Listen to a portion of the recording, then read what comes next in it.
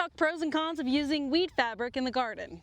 All right, so probably the biggest con of using weed fabric in the garden is it's gonna get a lot hotter on this weed fabric than it is on your ground. That is one thing that you have to keep in mind. In the summer, it's gonna be hotter underneath that fabric than just everywhere else. But that can work for you also when you're talking about spring and fall gardening, because that spot is going to be warmer, which is fantastic, especially spring if seeds are really gonna get to germinating.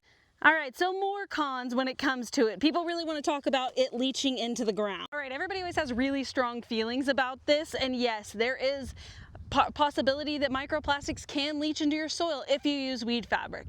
But this is how I like to look at it. There is stuff getting into our soil every day.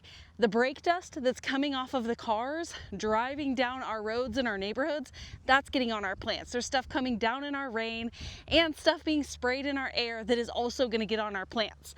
So for me, if it's going to help me grow more food to produce more of my own food for my family, overall, I think that's going to be a win-win, so I'm not really worried about stuff like that.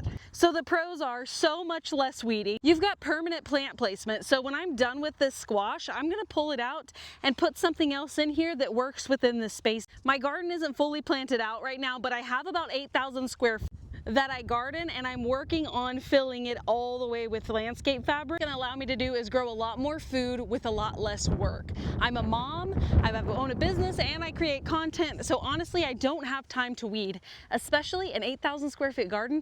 I was spending so much time tilling, weeding, everything. Yeah, that's the reason why I'm using landscape fabric. I hope this helps. If you have any questions, drop them down below, and